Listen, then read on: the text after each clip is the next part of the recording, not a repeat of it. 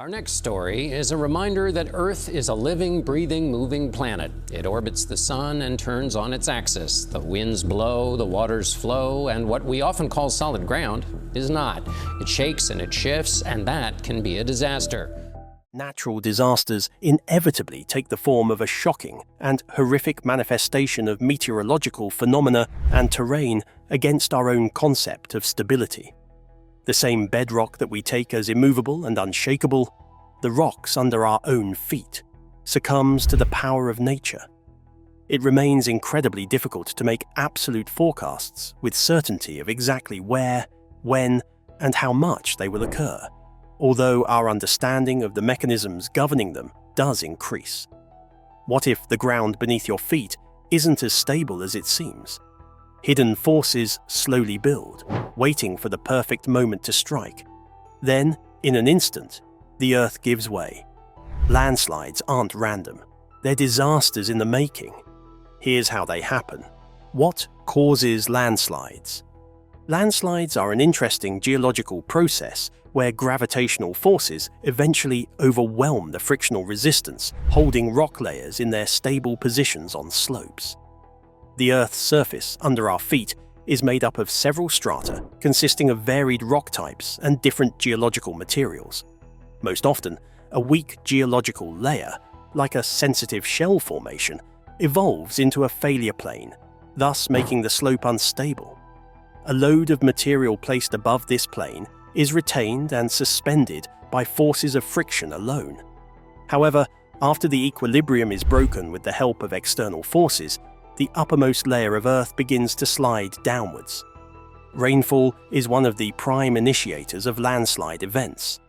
The additional weight caused by the deposits of water affects the uppermost strata, whereas the formed mud forms a natural lubricant.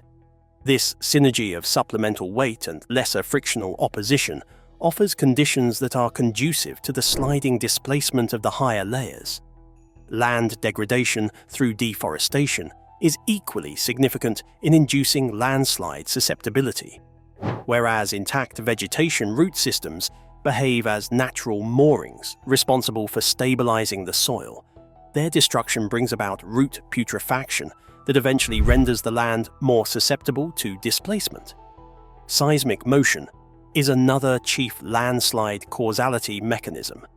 During earthquakes, gravity's violent shaking of the ground dislodges the highest-most layers of soil from their firm positions. Fortunately, engineering design can make potentially unstable ground stable by installing long metal rods anchored deep into the bedrock, thus securing the topmost stratum in place.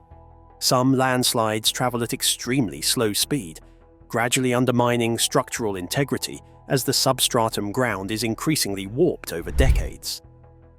Coastal erosion produces yet another form of rock instability. Through continual contact with the faces of cliffs, ocean waves gradually erode the rock structure. Eventually, when the load of the resulting overhang is more than the residual strength of the rock structure, structural failure is unavoidable. These geologic processes illustrate nature's persistent forces changing our topography. Knowledge of these processes is essential for environmental protection, as well as for human safety aspects. Through watchful observation and scientific examination, we are able to further understand these natural processes and implement more efficient methods of lessening their effects on human populations and infrastructure. When nature reshapes the land, the consequences can be devastating. But sometimes, one disaster sets the stage for another. Imagine a fire so massive that it didn't just burn everything in its path, it also left the ground itself vulnerable to collapse. That's exactly what happened in California's 2017 Thomas Fire. The 2017 Thomas Fire that destroyed 280,000 acres of the Californian environment is a highlight of environmental history in California. At the time it occurred, it was California's largest ever on-record firestorm in history. Its effect hit very hard in areas along Santa Barbara and Montecito, where the mountains lost all their green vegetative cover and supporting plants and root systems that were destroyed by it. The stripping of the land had a devastating impact, as these natural barriers, which existed for centuries, were previously used as necessary stabilizers for the soil. A powerful storm system swept in on the already burnt land on January 9, 2018, and with it came a tremendous amount of water. In an unusually short time frame, which lasted only between 5 and 10 minutes, the intense storm deposited about half an inch of rain on the inclined terrain above Montecito town.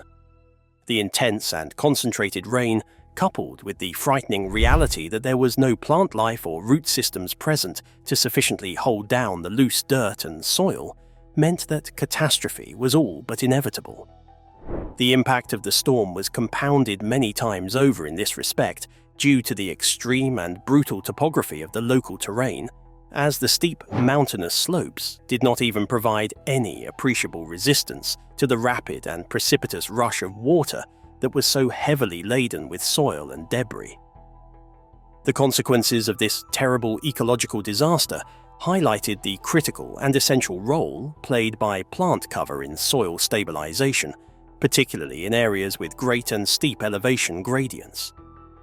This disaster was a dramatic and disturbing reminder of the complex interrelatedness of California's varied ecological systems, wherein the sequence of fire and subsequent rain can interact in a manner that yields truly catastrophic and widespread consequences. This devastating accident served as a prelude to bringing about sweeping and long overdue changes in the way that authorities are now trained to deal with and respond to accidents of this kind in the future.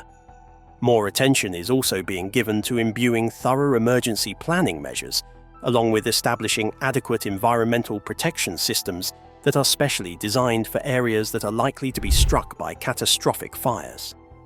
The first reaction to the catastrophic incident itself highlighted and conveyed the complexity of the problems that arise in attempting to manage various emergency services in the chaos of such a significant event.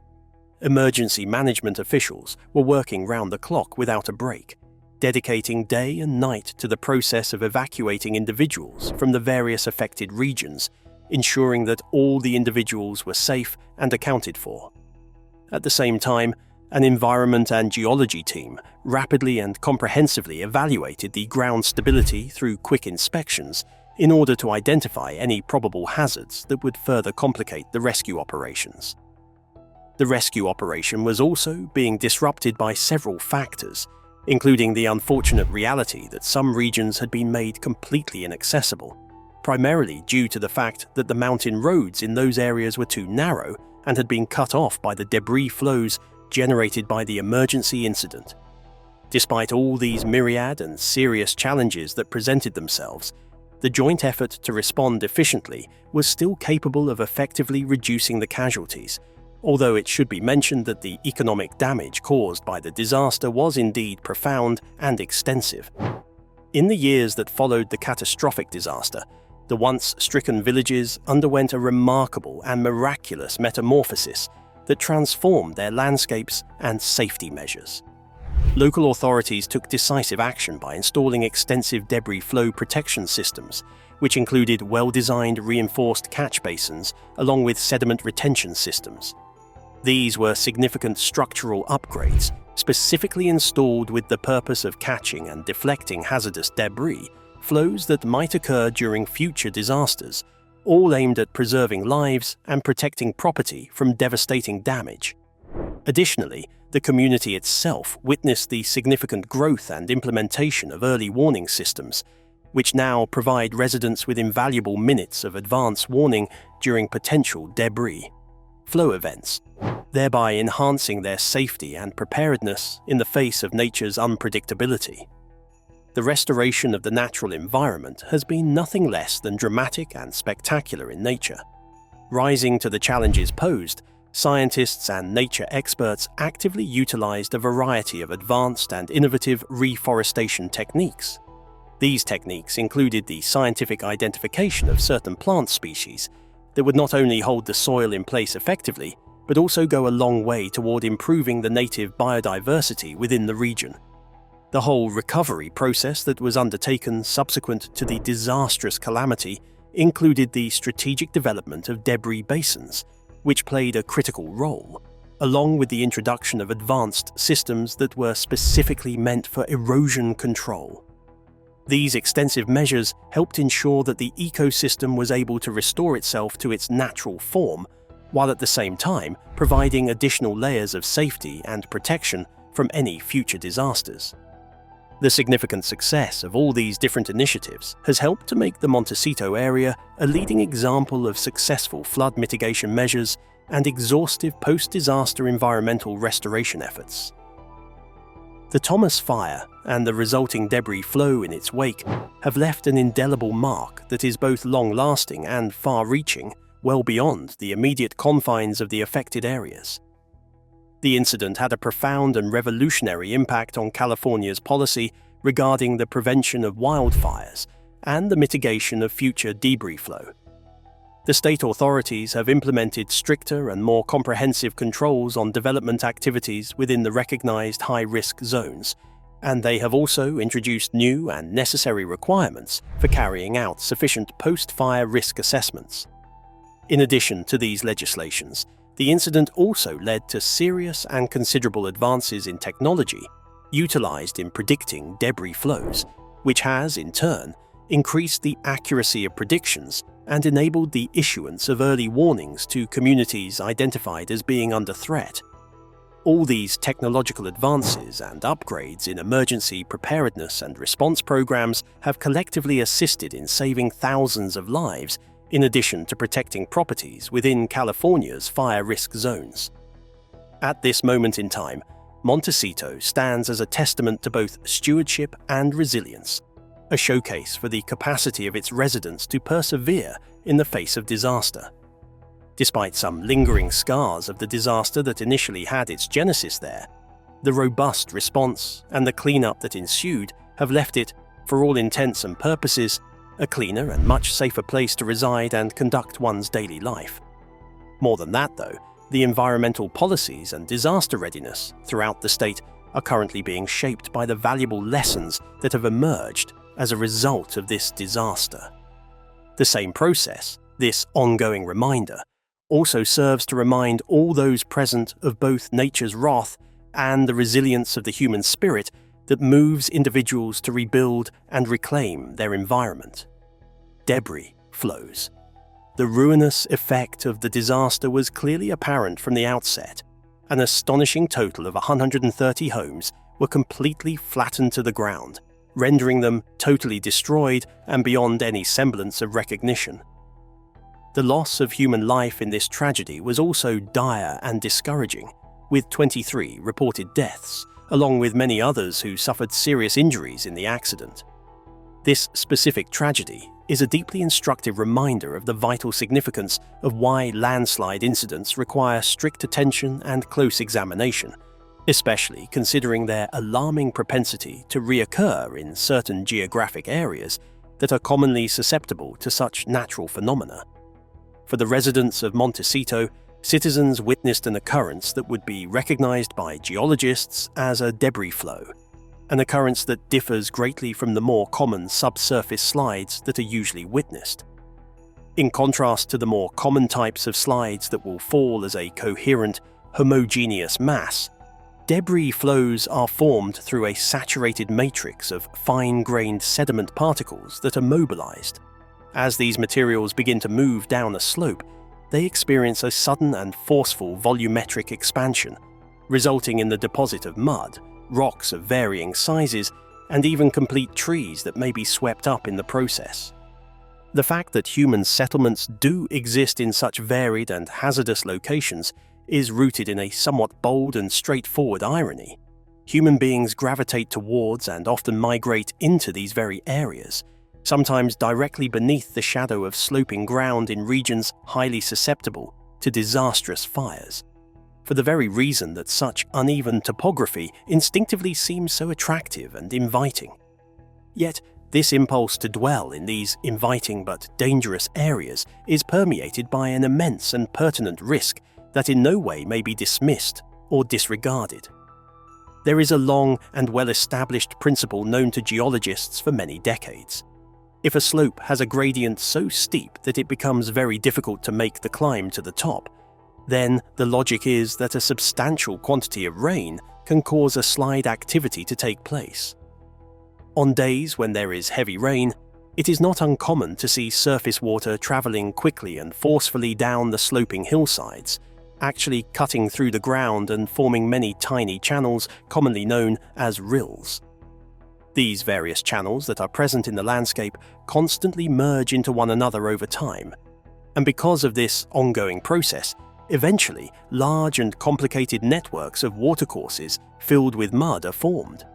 These watercourses then become filled up with large-scale drainage channels that have been created by this very process, while the resultant combined flow of water flows from the upper end of the watershed to the lower end. The depth of the channel increases gradually and progressively. This growth in depth is a result of ongoing sedimentation and erosion processes that are always active in the environment. The rapid and instant growth of these extraordinary occurrences is particularly noticeable and remarkable. In a short but intense 10-minute period, almost 2,000 cubic meters of mud can settle and form, developing sufficient force and momentum to successfully dislodge and shift large and heavy boulders. By the time this erosive force reaches the bottom of the mountain, it has developed into a huge and formidable 40-foot wall made up of entangled tree roots and large boulders.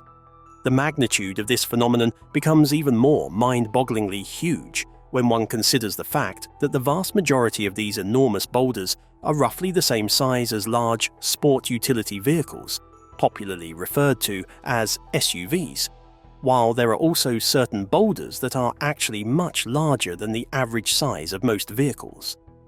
This gargantuan 40-foot tall wall of rock travels at impressive speeds ranging from 20 to 30 miles per hour, demonstrating its phenomenal force and speed. After it has traveled completely to the end of the mountain front, the debris flow then passes into a broad, fan-shaped region with much gentler gradients, where it disperses and loses its energy. It is in these very regions of lesser gradient that human populations like to settle and grow with the passage of time. These areas, where massive 40-ton rocks, 10 feet by 10 feet, possess sufficient kinetic energy to go through the walls of homes with ease, in the same manner that a hot knife can effortlessly slice through butter without any resistance. Although the scale of this disaster was record-breaking and absolutely terrifying, there are several records that indicate that such disasters have been happening repeatedly in this very area over the years. Outside of the southern coast of California, millennium intervals of about 1,000 years could be between periods of major incidents of this scale, and people then forget this common history so that after long intervals of years with no incident, people simply occupy places right in front of likely future landslides. A new study in geology conducted recently made a remarkable and thought-provoking paradoxical finding. The flat lower slopes of the mountains on which the Montecito and Santa Barbara cities are located today exist only because widespread past shaping induced by landslide activity has occurred. The landslides took place over hundreds of years, with gaps of several centuries between the catastrophic events. However, the absence of shared cultural experience by the populace regarding similar past catastrophes poses enormous and often insurmountable challenges for emergency management authorities. The authorities face tremendous difficulties in evacuating the residents of the dangerous areas during extremely bad rainstorms, which are capable of inducing such landslides. The very ground beneath California's most breathtaking highway is anything but stable. Beneath the beauty lies a history of destruction, where the road itself can disappear in an instant. The Pacific Coast Highway.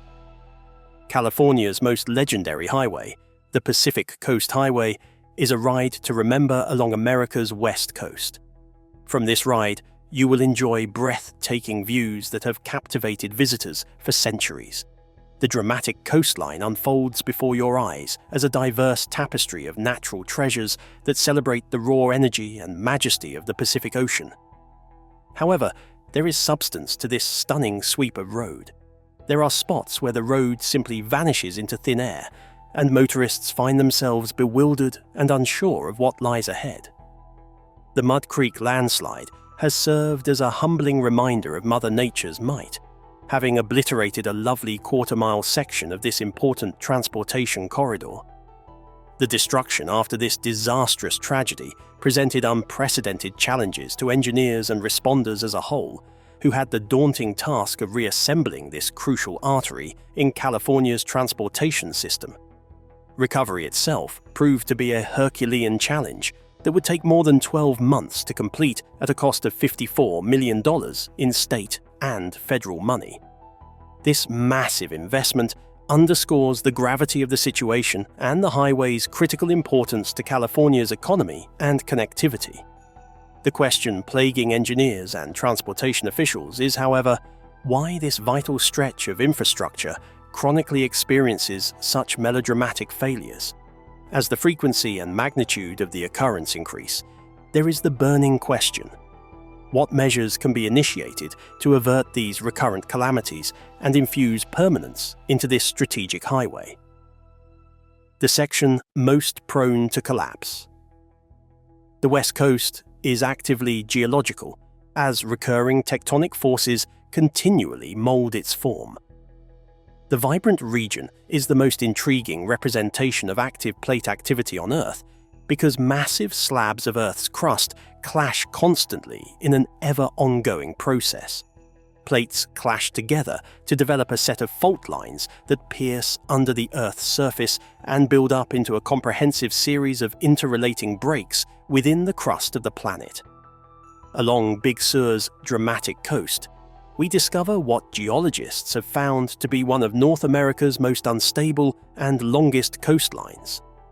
This 77-mile stretch possesses a strange mixture of natural elements that conspire to render it inherently unstable. Professor Gary Griggs, a longtime monitor of the geological activity of the West Coast, adds essential insight into interpreting this seismically turbulent region.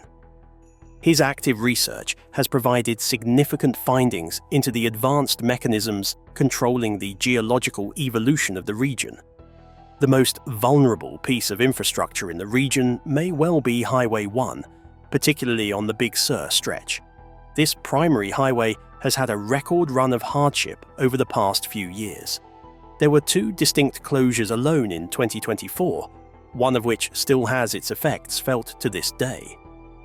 This ongoing vulnerability says it all about the titanic power of the geologic forces at work in the region. The records of this volatility are dramatic. On this relatively short 77-mile stretch, researchers have catalogued over 1,500 documented landslides, plain evidence of the region's spectacular geological instability. To understand the full depth of the geologic issues facing Big Sur, one must delve millions of years into Earth's history and trace the incremental development of these complex systems that continue to shape our modern-day landscape. This magnificent stretch of coast is an active laboratory of geologic processes, and researchers receive a special bonus to see dynamic Earth processes in action. The convergence of constant plate motion, rough terrain, and intense precipitation optimizes the conditions for landslides and other geologic processes, and the area is one of the best studied regions by geologists and engineers. The constant threat to the infrastructure of Highway 1 demonstrates the razor-thin line between human progress and the wrath of nature. While engineers work tirelessly to guarantee that passage along this scenic highway is safe, nature works even harder to fashion the landscape, posing a constant challenge to those charged with protecting this vital artery of transportation. Studying this area's past requires us to go back in time through millions of years of the history of our planet, exploring the gradual processes that have shaped this spectacular coast. By studying these ancient events, researchers can determine why this particular section is so susceptible to geological disturbances, thereby enabling us to prepare for future challenges in this quite unique environment. Regular surveillance of this segment provides precious insights into the geologic processes of the dynamic Earth for scientific exploration and daily work in civil engineering. In the coming years, this remarkable coastline will continue to be a focus of geologic studies, teaching us about our dynamic world's processes and the importance of respecting its strong forces. But what makes this coastline so unstable? Beneath its beauty lies a relentless battle, an ancient ongoing clash between massive tectonic forces, shaping the land in ways both breathtaking and dangerous. Why is Big Sur so unstable? Down California's breathtaking coastline, there is an interesting geological process occurring.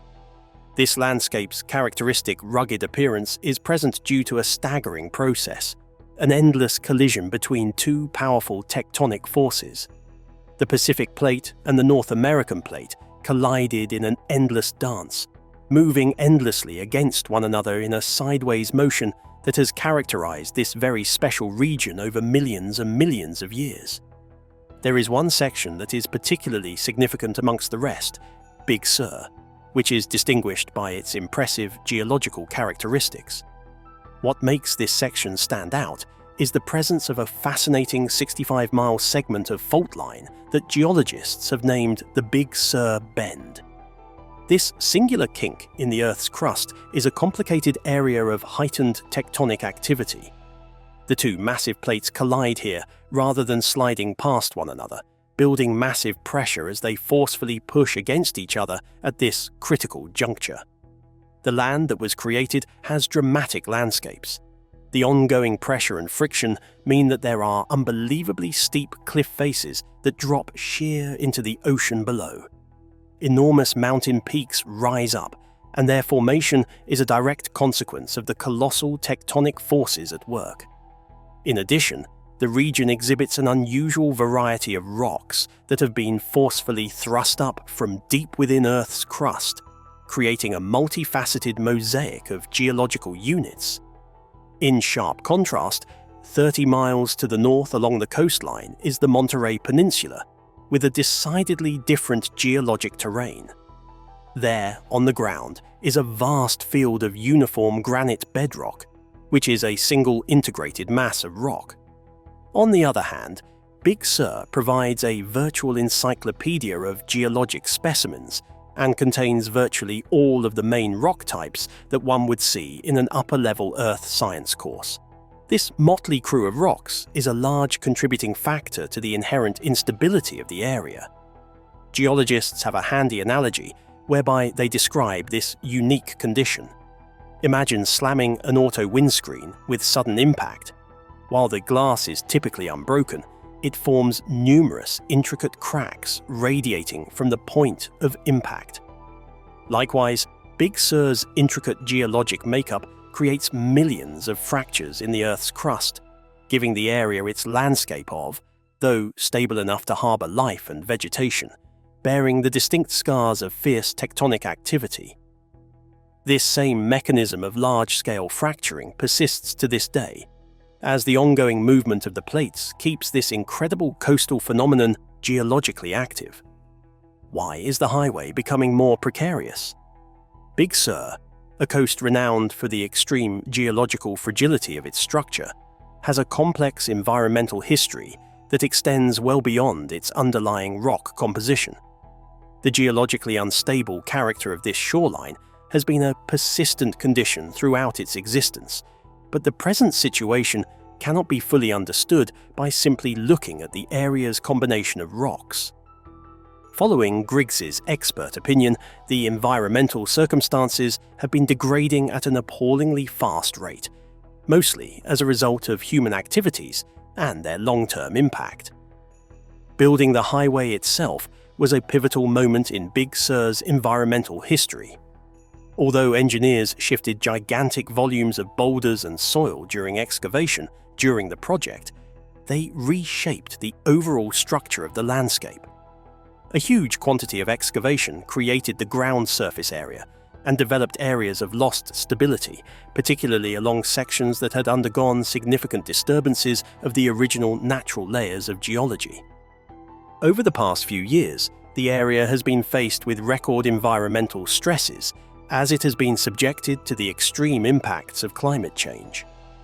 The landscape has been repeatedly battered by extreme weather conditions, which have triggered a chain reaction of interlinked environmental impacts. Wildfires have also characterized the area, scorching the trees and stripping the slopes bare. This loss of vegetation has left the system with a deadly vulnerability, since, without vegetation, there are no roots to absorb the heavy rain dumped by atmospheric rivers. Thus, the ground without vegetation becomes a soggy, unstable wreck during heavy downpours. The same storm that pounds the land also produces enormous waves that relentlessly pound and erode the coast. This simultaneous land and seaborne attack has cultivated the perfect storm of environmental devastation. Taking all of these forces individually, the bulldozing of the plant growth, the displaced earth, the torrential downpour, and the shoreline removal, we've mixed up the recipe for ensuing and aggressive mudslides. This classic example can be found at the notorious Mud Creek Slide. Initially defined as a slow-moving, stable landslide, the feature underwent a radical transformation. The combination of extreme drought and instances of extreme precipitation strongly accelerated the landslide process, highlighting how extremes in climate are capable of destabilizing even seemingly stable geologic features rapidly. This unstoppable chain of natural forces leaves us with one undeniable truth. Landslides are not isolated events, but the result of a delicate balance pushed past its limit. Understanding them isn't just about geology, it's about survival. So, how can we truly stay ahead of these powerful disasters? Landslides need to be understood in an all-encompassing and integrated context, and this can be understood with great attention and care. Under any landslide occurrence, it is of utmost significance to realize that possessing a complete and detailed understanding of the circumstance is the absolute most important element required to safeguard oneself when such landslide occurrences happen. Recall that whenever water combines with steep ground, you are really forming and establishing the ideal conditions that may contribute to the cause of most landslide occurrences. There must always be watchful eyes to preserve safety. Exercise watchfulness around overt signs of past slides and look very well for indications indicating the slope is unstable. Those signs tend to present themselves through conspicuously inclining trees and ground levels that exhibit visible, prominent cracks. Observation in these situations presents vital cues to watch for in anticipating dangerousness. If you are confronted with any issues regarding the vulnerability of your house to the risks associated with landslides, it is of utmost importance that you get in touch directly with local governmental authorities who handle this type of situation, as well as veteran geological specialists who possess a thorough understanding and extensive experience in this specific field. Such seasoned professionals are most likely to carry out meticulous research and offer elaborate analyses in terms of potential risks and the efficient countermeasures that can be taken to nullify those risks. Other times, the only warning that a landslide is about to happen is the frightening sound of boulders falling just seconds before a whole area of land is carried away by the all-consuming power of gravity. For this reason, it becomes critically important to remain constantly vigilant and to devise a complete emergency strategy that will ensure one's survival in such an exposed condition. Thank you for watching this video. Until next time, bye-bye.